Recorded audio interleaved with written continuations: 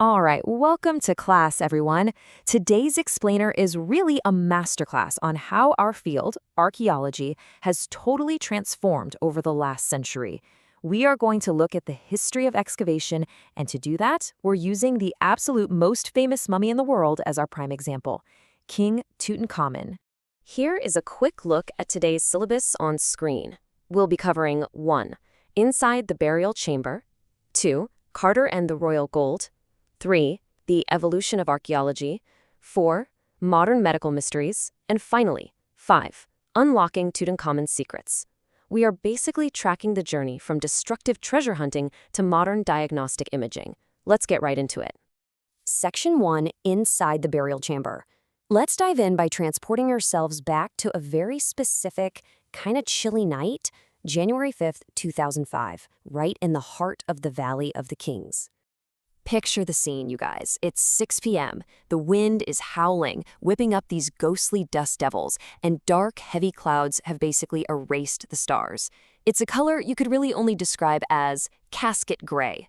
And all afternoon, tourists from all over the world have been squeezing down 26 feet underground into this cramped, rock-cut tomb just to pay their respects to the young ruler. Now, when you actually step into that tiny burial chamber, the first thing that hits you are these striking murals on the walls, like this one showing King Tut with Osiris, the god of the afterlife.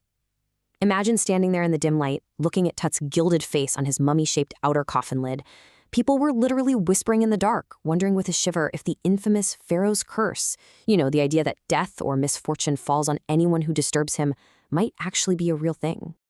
Moving on to Section 2, Carter and the Royal Gold. So to understand why a highly advanced medical team was even there that day in 2005, we've got to rewind to 1922 and look at the methods of British archaeologist Howard Carter. Listen, as future archaeologists studying these burial customs, it is absolutely crucial that you recognize the sheer damage caused by early practices. When Zahi Hawass, the head of Egypt's Antiquities Council at the time, leaned over the body for his first long look in 2005, he didn't mince words. He said flat out, the mummy is in very bad condition because of what Carter did in the 1920s. Carter discovered the tomb after years of futile searching, but man, his extraction methods were incredibly destructive. The primary headache Carter ran into was what we can call the trouble with resins. So, his team meticulously records all these unbelievable funerary treasures. They find faded floral garlands that actually tell us it was a spring burial, and then they hit a literal wall. The ritual resins used in the burial process had hardened into cement over millennia. They essentially cemented King Tut completely to the bottom of his solid gold inner coffin. Carter actually wrote about this problem with this chilling scientific detachment. He just noted, no amount of legitimate force could move them. What was to be done? I mean, think about the nightmare his excavation team was facing. You've got a historically priceless mummy and a solid gold coffin, and they are basically fused into a single block. So what does Carter do? He resorts to the blunt force toolkit of the 1920s. Check out these steps. First, he tries to use the blazing Egyptian sun to melt the resins, leaving the mummy out in 149-degree heat. Nothing budged. So to get Tut out of his golden collars, amulets, and that iconic mask, Carter's guys literally took chisels and hacked the consolidated material out from under the limbs and trunk. To free him, they removed the mummy's head and severed nearly every major joint. Now, to be fair to Carter, if he hadn't cut the mummy free, tomb robbers absolutely would have ripped it apart to steal the pure gold anyway, but still, the physical toll on the remains was just devastating. All right, Section 3, the evolution of archaeology. Let's see how Carter's era builds a really stark contrast with how our discipline operates today.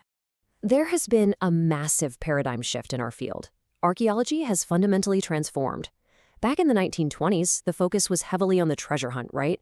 Searching for royal gold, inlaid necklaces, and protecting those glittering goods from thieves. Modern archaeology focuses way less on treasure and much more on the fascinating details of everyday life and the intriguing medical mysteries surrounding death. If we chart the saga of King Tut's afterlife on a timeline, it perfectly highlights how advancing tech consistently changes our interaction with an archaeological site.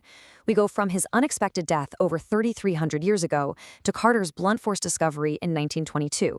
But notice the shifts in 1968 and 2005. That is when sophisticated tools and medical technology finally enter our toolkit. Let's zoom in on 1968. Over 40 years after Carter's crude extraction, an anatomy professor brought an X-ray machine to the mummy. And wow, he revealed a startling fact. Beneath the resin that caked his chest, Tut's breastbone and front ribs were completely missing. This single scan proved the immense value of applying medical tech to archaeology. It showed us damage and trauma that wasn't visible to the naked eye. Which brings us to Section 4, Modern Medical Mysteries. This is the real core of our lecture today, the modern medical mysteries surrounding the sudden end of this incredibly powerful 18th dynasty. Please take notes on this concept, students, because this is the absolute cornerstone of modern non-invasive archaeology, computed tomography, or CT scanning. It is a diagnostic imaging technique where hundreds of X-rays in cross-section are put together. Think of it kind of like stacking slices of bread to create a complete three-dimensional virtual body. It lets us look inside a solid object without ever lifting a scalpel or, a chisel. And when we take that 3D virtual body generated by the CT scan, we can apply forensic reconstruction. That's the process of using all that precise data to accurately recreate the physical appearance and biological details of the deceased. This is exactly how we provide precise data for an accurate reconstruction of the boyish pharaoh who ruled and died so long ago. And we desperately need this technology because we still have massive gaps in the historical record. King Tut was the last of his family's line. His funeral was literally the death rattle of a dynasty. Yet the particulars of his passing are totally unclear. The Egyptian Mummy Project hoped to answer two huge lingering mysteries, using a portable CT machine donated by National Geographic and Siemens. First, how exactly did he die? And second, how old was he at the time of his death? All right, final part, Section 5, Unlocking Tutankhamun's Secrets. Let's look closely at the results of that cold January night in 2005, when the world's most famous mummy glided headfirst into a $1 million scanner. The CT machine scanned the mummy from head to toe and created an astonishing 1,700 digital X-ray images in cross-section. This provided an unprecedented, totally non-destructive look at his remains, far, far surpassing what that 1968 X-ray could ever show us. And the detail? Honestly, staggering. Tut's head was scanned in slices incredibly thin, just 0.62 millimeters, to register all of its intricate structures. Back in a trailer outside the tomb, a gray head literally took shape on a computer screen right out of a scattering of pixels. The technicians spun and tilted it in every direction. The neck vertebrae appeared as clearly as if you were looking at them right here in a modern anatomy class. They also captured several perfect views of the rib cage, a hand, and a full transection of the skull. Notice how highly interdisciplinary our field has become too. Gone are the days of a lone adventurer with a chisel. Today, probing the secrets protected by a gilded burial shrine takes a dedicated team of specialists in radiology, forensics, and anatomy working side by side.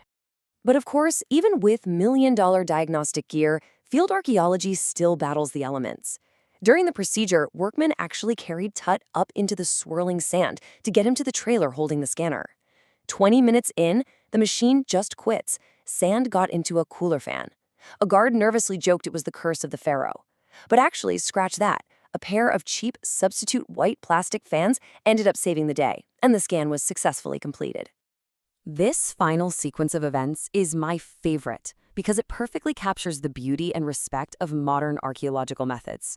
Just 3 hours after being removed from his coffin, workmen gently carried Tut back to his tomb. He rested in peace once again exactly where the funerary priests had laid him. The winter air was cold and still, and just above the tomb's entrance stood Orion, the constellation the ancient Egyptians knew as the soul of Osiris, watching over the boy king. We gathered an astonishing amount of data, and we left him physically untouched. So, I want you to leave this explainer thinking deeply about the future of our field. If we went from using the blazing sun and iron chisels to generating 3D digital cross-sections in just over 80 years, what impossible mysteries will your generation of archaeologists solve next? How will tomorrow's technology allow you to resurrect the past without ever disturbing its peace? Think about that for your next assignment. Class dismissed.